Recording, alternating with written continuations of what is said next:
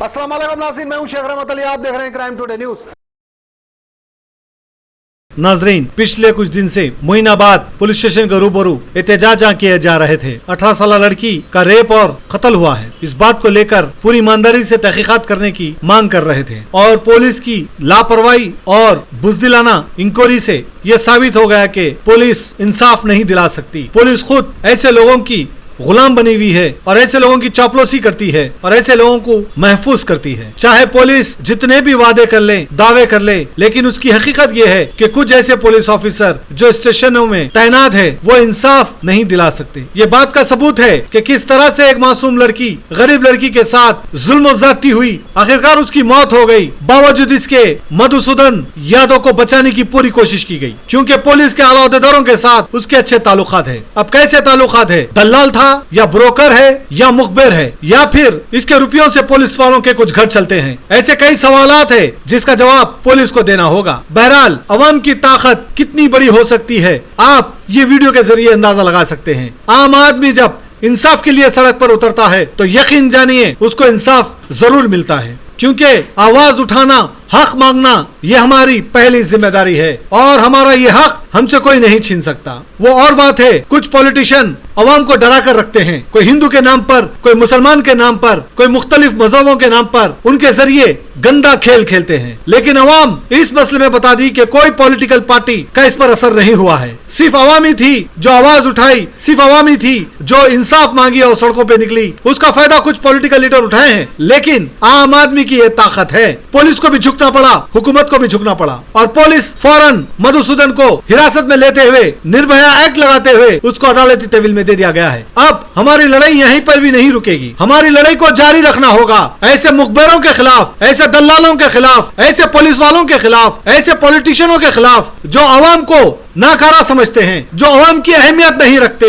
अपनी मनमानी चलाते हैं। यकीन जानिए हमारी इस ताकत को ऐसे ही बरकरार रखेंगे, यकीनन इनकलाब आएगा और हमारे इस मुल्क में, हमारे इस स्टेट में, हमारे इस शहर में बहाल आएगी और कोई भूख से नहीं मरेगा, कोई बीमारी से नहीं मरेगा। ये जो सिस्टम है वो सिस्टम सही काम करेगा, बशर्त है कि अवाम को ऐसे ही ताकत बताने की जरूरत है। ये बेईमान पुलिस वाले ऐसे ही फायदे उठाकर गरीब लोगों को इंसाफ नहीं देते, रुसूखात रखने वाले लोगों के तलवे चाटते हैं और ऐसे कुछ पुलिस वालों को पॉलिटिशियनों का सपोर्ट मिलता है और यही वजह है कि ये लोग कार्रवाई नहीं करते, जबकि कानून सबके लिए एक है। बहरहाल एनकाउंटर तो नहीं हुआ है मधुसूदन का, क्योंकि वो निर्भया एक्ट में अंदर चला गया है। अगर हम ऐसे ही लड़ाई जारी रखेंगे तो यकीनन उसका भी एक वक्त ऐसा आएगा कि मधुसूदन का एनकाउंटर होगा। शमशाबाद डीसीपी ने प्रेस कॉन्फ्रेंस में ये सारे तफसीलात बताई। उन्होंने कहा कि मधुसूदन को निर्भया एक्ट लगाया गया और उसको अदालती तहवील में दे दिया गया है और पुलिस पूरी ईमानदारी से काम करेगी, ये तवक्को दिलाया। देखना है कि आगे पुलिस किस तरह से मोइनाबाद पुलिस वाले जो लापरवाही का मुजाहरा करे उन पर क्या कार्रवाई करेगी और मधुसूदन कितने दिन में जेल से रिहा होगा और फिर कैसे कानूनी लड़ाई लड़ेगा और कैसे खेल खेलेगा, ये वक्त बताएगा। लेकिन उम्मीद करते हैं कि लड़की को इंसाफ मिले ताकि अवाम ये समझ सके, हम ये समझ सके कि हमारे मुल्क में, हमारे शहर में इंसाफ भी होगा, कानून भी है और कानून के रखवाले भी पूरी ईमानदारी से काम करेंगे। इमरान खान के साथ मैं शेख रहमत Ali, crime today news, Hyderabad. जो मोइनाबाद में इंसिडेंट हुआ है, उस इंसिडेंट में जो बतुकू मधुसूदन अलियास मधु यादव है, उनको निर्भया केस के दौरान अरेस्ट करके चल्लापल्ली जेल में उनको अरेस्ट करके भेजा है और बतुकू मधुसूदन यादव ये हिमायत नगर विलेज में रहने वाले हैं और हम सबको रिक्वेस्ट करते हैं, सभी पब्लिक को, कि कोई भी बच्ची का नाम नहीं डालना है और बच्ची का नाम नहीं इस्तेमाल करना है। और अभी 25 तारीख को सुबह 10:30 बजे जो अभी मरी हुई बच्ची है, उनके सिस्टर ने, उनके बहन ने पुलिस को कंप्लेन दिया है कि वो और उनके सिस्टर दोनों लगभग 4-5 साल से उधर काम कर रहे हैं। बचपन में ही उनका माँ का इंतकाल हो गया है और उसके बाद उनका पापा भी दूसरे शादी किया है और उनके नानी के पास वो काम पे इनके घर में कर रहे हैं पिछले 4-5 साल से। और ये जो मधु यादव है, जो जिनके घर में वो काम कर रहे हैं, वो जब भी पी के आते थे और उनको गालियाँ देते थे और उनको अच्छे तरह से उनको नहीं देखते थे बोल के उन्होंने बयान दिया है। उसके बाद उन्होंने बोला कि जिस दिन 24 तारीख को रात को 10 बजे खाने के बाद उन्होंने बोला कि ऊपर कुछ काम है, ऊपर कमरे में कुछ काम है बोल के ऊपर लेकर गया है। और उसके बाद सुबह देखा तो इनका बहन सुबह देखा है कि वो सुसाइड करके हैंगिंग करके मर गया था। तो हम उसी दिन और उसने ये भी बोला है कि जब तक पुलिस पहुंचते है उससे पहले ही बच्ची के बहन को बोला है कि पुलिस को ऐसे बोलना कि तबीयत ठीक नहीं है, नहीं तो पेट में दर्द है, इसके वजह से वो सुसाइड किया बोल के बोलने का बोला है। उसके बाद फिर हमने इन्होंने जो मधु यादव है इन्होंने पुलिस को कॉल किया है कि हमारे घर में जो बच्ची काम करती है वो सुसाइड करके मर गया और उनको पेट में दर्द था इसलिए मर गया बोले। फिर उसके बाद वो डेड बॉडी को पोस्टमार्टम के लिए उस्मानिया डिटेल पीएमई रिक्वेस्ट किया है। उसके बाद क्लूज टीम को भी बुला के जो भी क्लूज है वो पूरा सीज किया है। और जो बच्ची है, बच्ची के बहन के साथ वुमेन सब इंस्पेक्टर उनसे बात किया है। वो बातें के दौरान उनके बहन ने बोला है कि बहुत तंग करते थे घर पे, हर छोटी छोटी बातें को भी गालियाँ देते थे और इनके ये पूरा हरासमेंट के वजह से ही उनका सिस्टर हैंगिंग किया होगा बोल के उन्होंने बयान किया है। उसी दौरान हमने सेक्शन चेंज करके निर्भया एक्ट 376(2) निर्भया एक्ट के अंदर डाला है। और क्योंकि बच्चे को घर पे रख के काम करवा रहे हैं, चाइल्ड लेबर एक्ट भी अट्रैक्ट होता है बोल के जुवेनाइल जस्टिस एक्ट भी डाला है इनके ऊपर। और ये जो बतकू मधु यादव है वो पहले से ही राउडी शीटर है मोइनाबाद पुलिस स्टेशन में। उनके ऊपर 2018 में 3 केसेस है लैंड ग्रैबिंग के ऊपर। और हम पूरी कोशिश कर रहे हैं कि उनको जल्दी के जल्दी सज़ा मिल जाए और उनको कन्विक्शन आ जाए और पीडी एक्ट भी उनके ऊपर डाल रहे हैं। ये पूरा केस अभी एसीपी राजेंद्र नगर अशोक चक्रवर्ती और हम पूरा सुपरविजन के अंडर में एसीपी राजेंद्र नगर इन्वेस्टिगेट कर रहे हैं।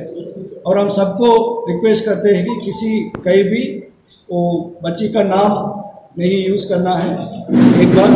दूसरा बात, सबको मालूम होना है कि छोटी बच्ची को घर पे नहीं रखना है काम के लिए, क्योंकि बच्ची जो है वो पढ़ने का स्कूल जाना है, पर कोई भी घर पे रख के ऐसे चाइल्ड लेबर का काम किया तो उनके ऊपर स्ट्रिक्ट एक्शन होगा। और अभी जो रिपोर्ट्स आना है एफएसएल रिपोर्ट आने के बाद उनके ऊपर चार्जशीट भी होगा और ट्रायल भी होगा और जल्द के जल्दी उनको सज़ा मिलने के लिए हम पूरी कोशिश करेंगे।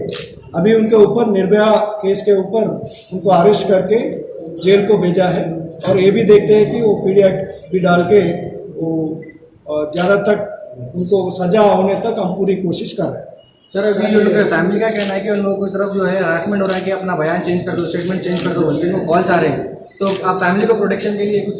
नहीं, मैं 100% बच्ची के जो बहन है उनसे और उनके ब्रदर से दोनों से भी मैं भी मिला हूँ और मेरा नंबर भी दिया हूँ रखना है काम के लिए, क्योंकि बच्ची जो है वो पढ़ने का स्कूल जाना है, पर कोई भी घर पे रख के ऐसे चाइल्ड लेबर का काम किया तो उनके ऊपर स्ट्रिक्ट एक्शन होगा।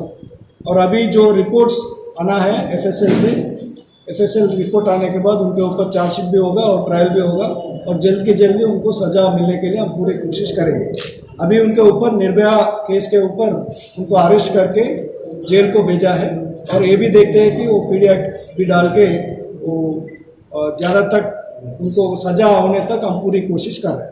सर, अभी जो लोग फैमिली का कहना है कि उन लोगों की तरफ जो है हरासमेंट हो रहा है कि अपना बयान चेंज कर दो, स्टेटमेंट चेंज कर दो बोलते हैं, उनको कॉल्स आ रहे हैं, तो आप फैमिली को प्रोटेक्शन के लिए कुछ? नहीं, मैं 100% बच्ची के जो बहन है उनसे और उनके ब्रदर से दोनों से भी मैं भी मिला हूँ और मेरा नंबर भी दिया हूँ और उनको बोला कि कोई भी हरासमेंट हो, कोई भी उनको चाहिए, कोई भी प्रॉब्लम है तो मेरे को डायरेक्ट वो कांटेक्ट कर सकते हैं। मैं 100% उनको सेफ्टी और सिक्योरिटी दे देंगे। एक्सक्यूज मी सर, कल हम रात में 12 बजे वहाँ पर पहुँचे थे, वो लोग बहुत दहशत में थे। हम रात से 12 से 1 बजे तक उनके साथ में थे, वो लोग सो नहीं पा रहे थे। ये बता रहे हैं कि कुछ गाड़ियाँ आ रही जा रहे हैं, वो लोग को बहुत डर लग रहा है। आप लोग वो एक एक्स विटनेस है, उसके लिए कोई आप लोग प्रोटेक्शन करें सर? नहीं, 100% जो अभी आई विटनेसेस है, जिनके जो भी इसमें बयान करने विटनेसेस है, उनको 164 भी करवा रहा है, कोर्ट में भी रिक्विजिशन भी डाल रहे हैं और बच्चियों को तब तक हम डेफिनेटली पूरा केस होने तक पूरा प्रोटेक्शन देंगे, बच्चियों को भी और उनके फैमिलियों को भी। सर, उनका जो घर है एक ऐसी जगह पे है जहाँ पर रात में 7 बजे के बाद में कोई आदमी दिखाई नहीं देता, बिल्कुल विलेज जैसा एरिया है, वहाँ पर कोई भी उनका प्रोटेक्शन में नहीं है सर। कल से लेके हम डे 1 से लेके आज तक वहाँ पर है, तो आप लोग जो बता रहे हैं वहाँ पर कोई पुलिस कर्मचारी नहीं है, कोई चीज़ की फैसिलिटीज नहीं है। किधर है ये राजेंद्र पीएस के पीछे है सर। तो उनके पापा जो है वो सेकंड मैरिज करके वो बुधवेल में रुक रहे हैं, तो उधर भी हम प्रोटेक्शन देंगे 100%। उनको भी विटनेस प्रोटेक्शन देंगे और देखेंगे कि पूरा सजा मिलने के लिए हम पूरा कोशिश करेंगे। उनके अड़ोस पड़ोस में भी फोन आ रहे हैं, आप लोग उनके अगेंस्ट में जो ऐसा कुछ भी नहीं था, ऐसा लोग उनको भी लाइन काम साहब नहीं 100% वो जो विक्टिम है, विक्टिम बहन, उनका बहन है, वो हम 100% उनको सिक्योरिटी देंगे। उनको कोई भी प्रॉब्लम है तो हम अटेंड करेंगे और अलग अलग बार उनसे भी हम मुलाकात होगी और 100% उनको प्रोटेक्शन देंगे। सर, आज के बाद में वहाँ प्रोटेक्शन रहेगा सर? उनके घर के पर कोई जवान रहेंगे, कोई रहेंगे 100%। सर? आप कोई उम्मीद कर सकते हैं सर? पॉइंट बुक लगा दिए रात में। Constable After 10 years of successfully spreading education and carving a niche for itself, Success Junior College proudly introducing Success Degree College for Women, affiliated to Osmania University, a place where you can engage your passion with respect and encouragement. Dedicated counselors and accessible educators who have an unparalleled reputation for balancing excellence and dedication in their field are here to guide you along the way. Fully furnished and spacious, sanitized AC classrooms, hygienic and safe environment as per the government's norms, well-equipped labs and spacious library. Courses offered: BSc Nutrition, BSc BZC, BSc MPCS, BBA, BCom Computers, BCom General.